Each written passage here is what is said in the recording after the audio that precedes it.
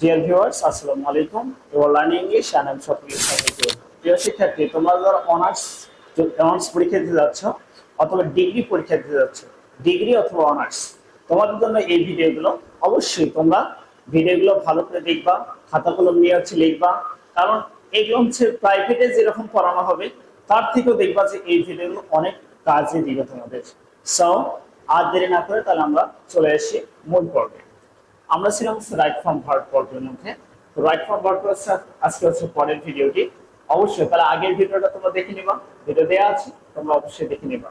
ওকে, তাহলে দেখো আজকে আমরা 6 নম্বর নিয়ম থেকে চলে এসেছি। 6 নম্বর নিয়মে দেখো যদি উড দ্যাট থাকে, সেন্টেন্সের শুরুতে যদি উড দ্যাট থাকে তাহলে কি বলবে?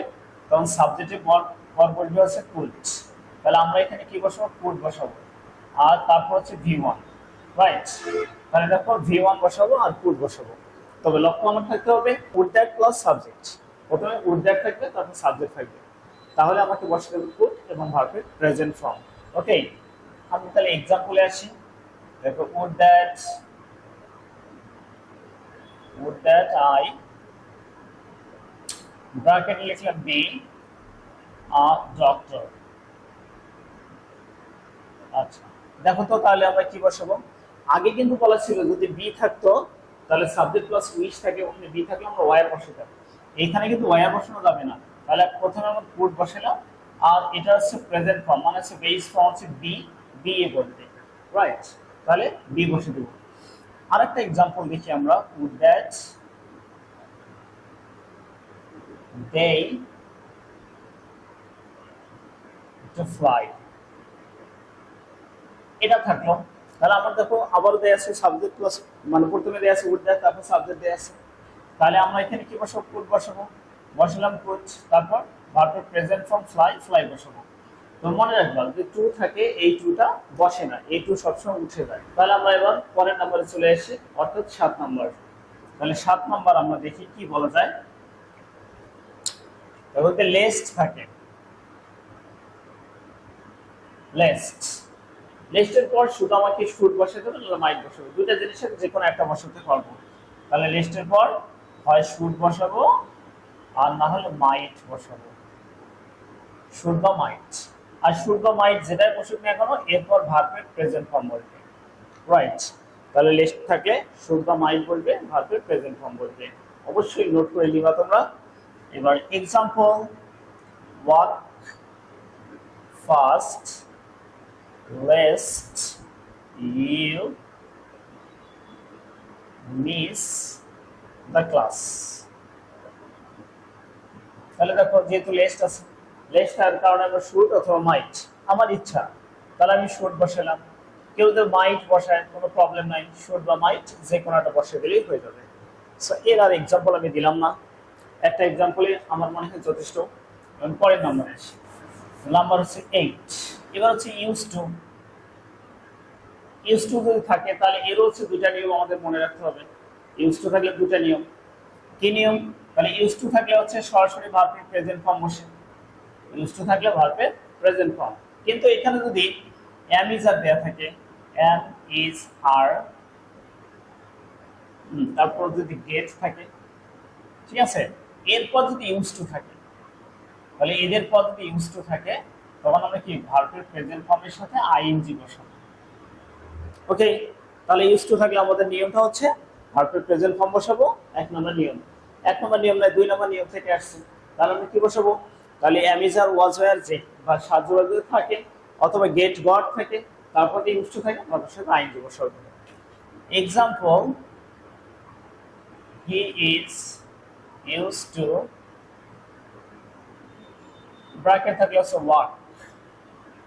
এখন দেখো তো কি আছে এখানে, ইউজ টু আছে ঠিকই, কিন্তু তার আগে কি আছে? ইজ দেয়া আছে। তার আমাদের এখানে ইজ দেয়া আছে কিনা? যদি ইউজ আবার ইউজ টু থাকে তাহলে কি করব? ভার্বের সাথে আমরা আইএনজি যোগ করব, রাইট? তাহলে আমার কি হলো? ওয়ার্কিং হয়ে গেল। আরেকটি एग्जांपल লিখি আমরা, দে ইউজ টু।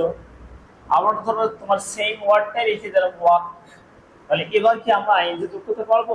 না, এবার আইএনজি যোগ করতে পারবো না, কারণ সরাসরি শুধু ইউজ টু দেয়া আছে। ইউজ টু থাকলে ভার্বের প্রেজেন্ট ফর্ম বসে, তাই আমরা প্রেজেন্ট ফর্ম বসেছি work. They use to work. Right? তাহলে দেখো আমাদের 8 নম্বর হলো। তাহলে 9 নম্বর নিয়মে আমরা আসলাম। 9 নম্বর নিয়ম দেখো কি বলছে, যে প্রেপোজিশনস থাকে, মনে রাখবে প্রেপোজিশনস, প্রেপোজিশনস।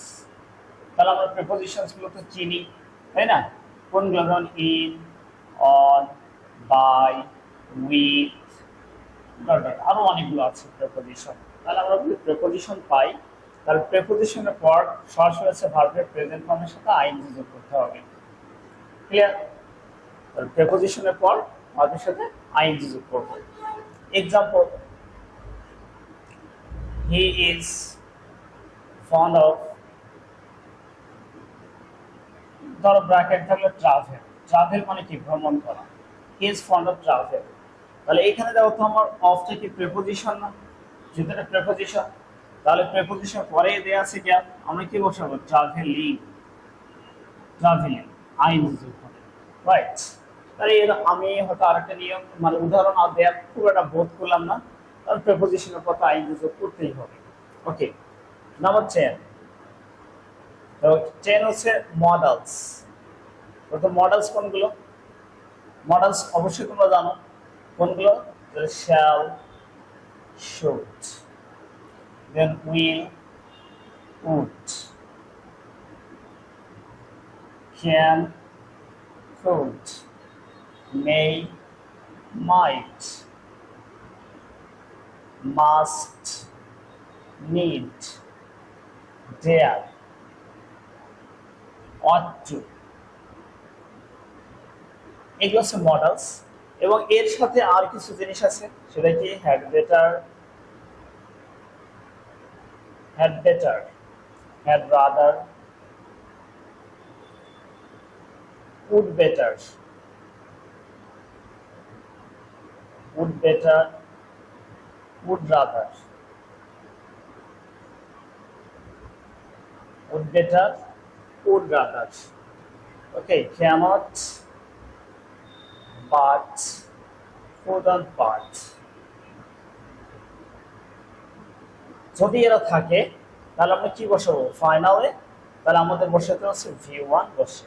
ওকে, তাহলে মডেলস এর পর আমার V1 বলবে। এছাড়াও সে had better, had rather, would better, would rather, সে ক্যানট বাট, কুডন্ট বাট। এরপর হচ্ছে ভার্বের প্রেজেন্ট ফর্ম বলবে। সো আমরা এক্সাম্পল যাই। Example, you had better stay here। Okay, তাহলে আমাদের গ্যাপ কোথা থাকলো? স্টে, তাই না? স্টে শব্দ হচ্ছে ভার্ব। তাহলে আমরা কি করব? ভার্বের প্রেজেন্ট ফর্ম বসাবো। তাহলে প্রেজেন্ট ফর্মে বসালাম। আর খুব একটা এক্সাম্পল তো দরকার নেই, তবু আর একটা লিখলাম, উই মাস্ট, কি বসাবো? রেসপেক্ট আওয়ার কি প্যারেন্টস। তাহলে দেখো মাস্ট যেতে দেয়া আছে, তাহলে মাস্ট হচ্ছে কি? মডেলস, যার কারণে কি আছে? রেসপেক্ট, রেসপেক্টই থাকবে। ওকে, ভার্বের প্রেজেন্ট ফর্মই থাকবে। Okay, I hope you understand. For more videos, please stay connected with us. Again, Assalamu alaikum.